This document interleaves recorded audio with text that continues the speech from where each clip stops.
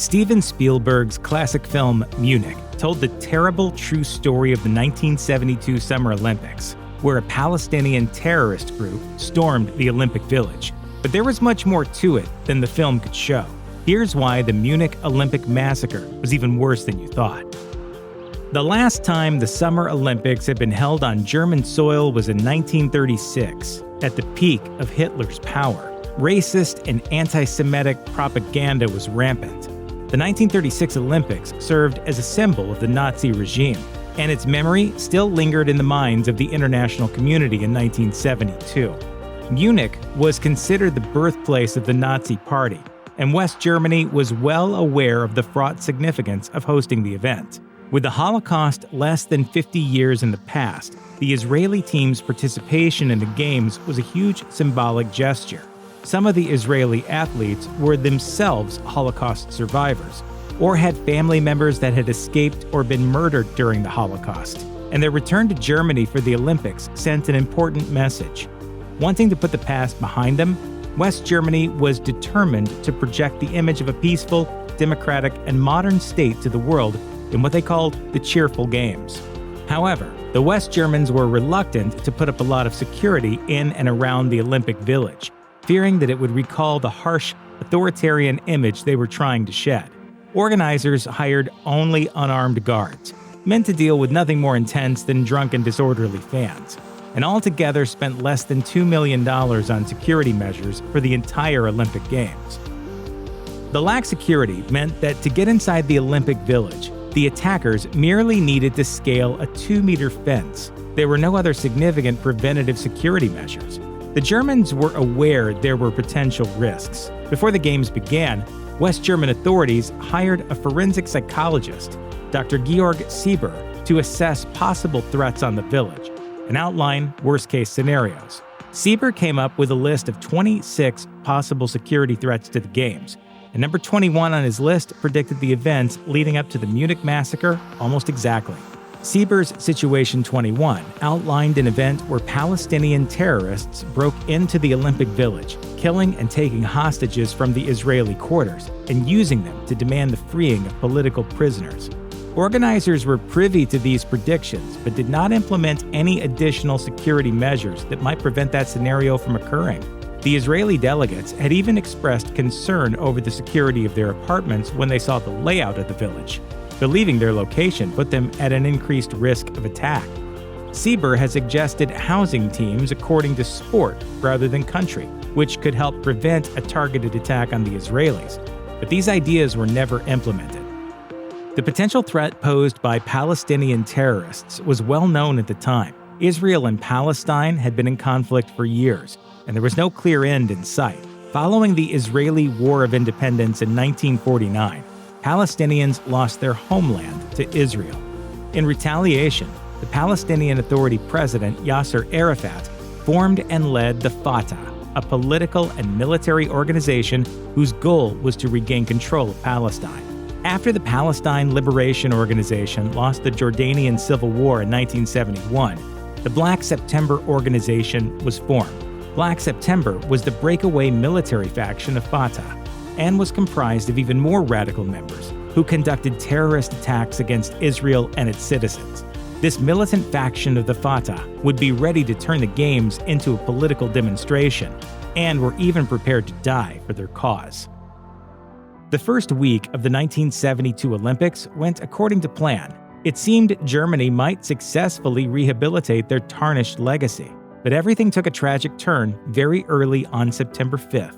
At 4:33 in the morning, 8 Black September members scaled the 2-meter fence surrounding the Olympic Village. Armed with duffel bags of weapons and using stolen keys, they entered the apartments where the Israeli national athletes were housed on the first floor of 31 Connolly Strauss.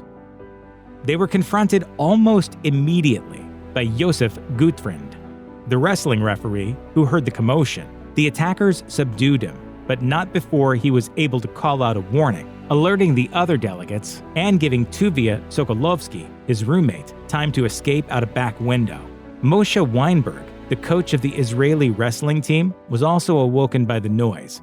He charged the attackers, injuring one of them with a knife before being shot in the cheek. Now wounded and held at gunpoint, the terrorists demanded Weinberg lead them to the rest of the Israeli delegates. Still trying to protect his team, Weinberg told them there were no Israelis housed in the second apartment. Instead, he led them into apartment 3, where 6 of the weightlifting and wrestling athletes were fast asleep.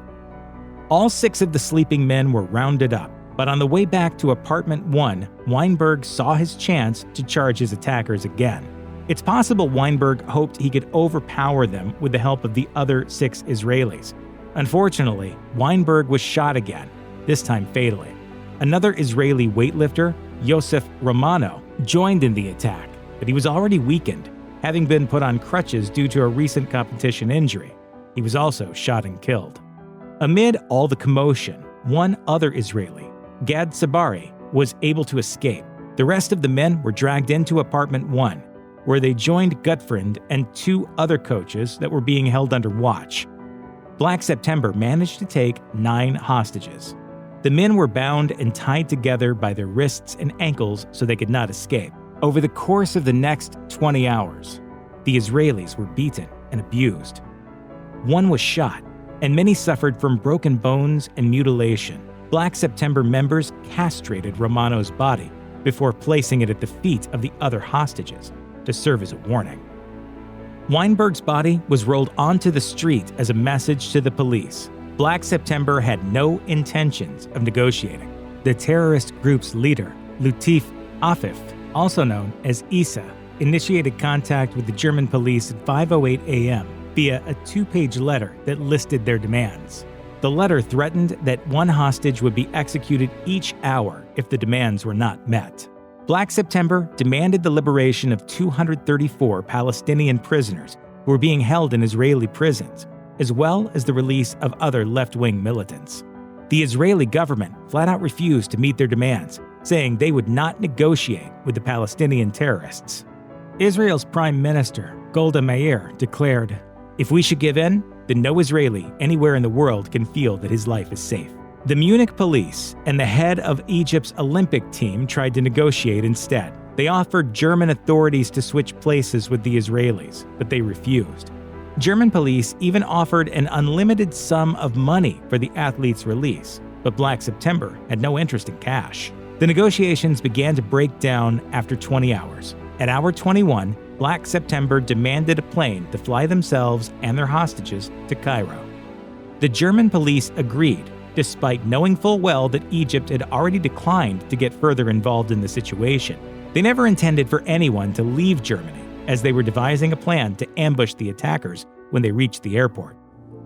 German police believed the turmoil and commotion that would ensue with the changing of locations could be an opportunity for them to target the hostage takers while they were distracted. Underground garages connected the apartments to the space where the helicopters were parked. Initially, the German crisis team planned to have sharpshooters positioned inside the garages. However, like their previous attempts to free the hostages, Issa saw through this trap too. Feeling uneasy about walking through the passage, he demanded a secure bus be brought instead to drive them in. At 10 p.m., the bus arrived. After Issa inspected it for signs of a trap, Black September and their blindfolded hostages were transported to the 2 waiting helicopters. The Germans managed to convince Issa to go to Fürstenfeldbruck Air Base. It was only 15 miles away from the Olympic Village, and German authorities had arrived there earlier in a separate helicopter, waiting to carry out the ambush. The group landed at the airbase just over half an hour later. A Boeing 727 waited on the tarmac. Inside the jet, undercover German police officers were masquerading as the flight crew. Stationed around the airbase, 5 sharpshooters were waiting for their opportunity to strike when the terrorists crossed the tarmac. However, the ambush quickly turned into an all-out massacre, with shooting erupting on both sides. There are still a lot of questions to be answered about what happened last night at Fürstenfeldbruck Air Base. However, the German authorities admit that they tried to ambush the guerrillas and failed. For reasons that were never clearly communicated, the police inside the plane decided at the absolute last minute to abandon the mission, leaving just the 5 snipers outside to deal with the 8 terrorists. Even worse, they left the plane empty, so when Issa went inside to inspect it before boarding, he was immediately tipped off to the operation. Outmanned and ill-prepared, one of the shooters got jumpy and fired a shot at Issa while he was running back across the tarmac to warn others of the trap. He missed Issa, but injured another terrorist. All shooters then received orders to open fire, but by then, Black September members were returning fire. Issa was killed in the shootout, and 4 other members were also gunned down. However, the restrained hostages were unable to escape the rain of bullets.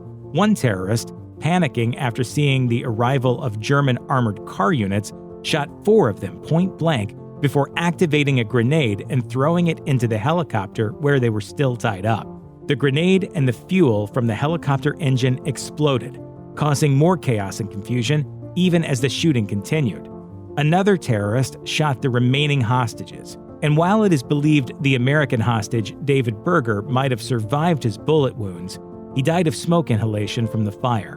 Just after midnight, after almost 3 hours of non-stop gunfire, the shooting finally stopped. 5 Black September members had been shot, and the remaining 3 were captured. All 9 hostages and 1 German police officer were dead. Many preventable mistakes were made that ended up costing lives, beginning with bad intelligence. The authorities who had briefly made contact with the hostages reported back that they had seen only 4 or 5 hostage takers. 2 to 3 snipers should have been assigned to each terrorist, but the police had nowhere near enough manpower to pull off an armed assault of that size. Roads to the air base weren't cleared, so the armored cars that were supposed to provide reinforcements were stuck in traffic. When they eventually arrived, they spooked the terrorists into firing on the hostages. Furthermore, the German snipers were not specialized gunmen, but only volunteers. They were equipped with assault rifles, not sniper rifles, which lacked the long-range scopes they needed to see their targets. They also had no night vision equipment, no bulletproof vests, no helmets, and no radios with which to communicate with each other. In short, they were set up for failure. Munich Police Chief Manfred Schreiber would later admit the police force was not equipped for action against paramilitary-trained terrorists. Close to 1 billion people watched the drama unfold around the world via satellite television. Included in that 1 billion were the terrorists themselves, whose access to television had not been cut off. German authorities never disabled their electricity, giving them full view of the media's reporting, which included showing snipers' positions inside the Olympic Village. The rest of the world also watched in real time. The hostage situation had become international news. But despite the high stakes, initial media reports about the event were wrong. Konrad Ahlers, a spokesman for the West German government, made a statement declaring the operation a success and saying that the hostages had been liberated. The inaccurate news spread like wildfire. First broadcasts incorrectly reported that all the attackers had been killed and all the hostages had made it out alive. Just after 3:30 a.m. on September 6th, sportscaster Jim McKay delivered the true and terrible news. Our worst fears have been realized tonight. They're all gone. The Munich massacre did lead to long-term change in Olympic venue security. All countries that hosted the Olympic Games after 1972 increased the size of their security resources, spending hundreds of millions of dollars to ensure nothing similar could happen again. Additionally, the Munich Police Department instituted a special task force called GSG-9, which focused on anti-terrorism and hostage rescue. As a result of Munich and 9/11, we now can't go to an Olympics without having a security blanket placed over us, without multiple layers of security screening. But no one involved in the operation was ever punished for the mistakes that were made. Manfred Schreiber remained the Munich police chief until 1983. Georg Sieber, the psychologist who predicted Situation 21, was immediately dismissed from his advisory post just hours after the attack as part of a cover-up attempt. And the 3 remaining Black September members who had been captured and taken into police custody in Munich were released less than 2 months after the incident. Other Black September terrorists hijacked a Lufthansa flight en route to Frankfurt from Syria and threatened to blow it up unless the prisoners were released. Officials in West Germany, without consulting Israel, immediately let the prisoners go, so no one was ever officially brought to justice. In 2012, the German newspaper Der Spiegel released a news story claiming that a Palestinian informant had forewarned the host nation of the imminent attack. The informant leaked information about an incident that the Palestinians were planning for the Olympics to the West German Foreign Ministry. They believed the tip-off was credible and passed the information on to Munich. However, the Munich authorities failed to act on it and did nothing to increase security measures, which ultimately resulted in the tragic massacre. Check out one of our newest videos right here. Plus, even more grunge videos about world history are coming soon. Subscribe to our YouTube channel and hit the bell so you don't miss a single one.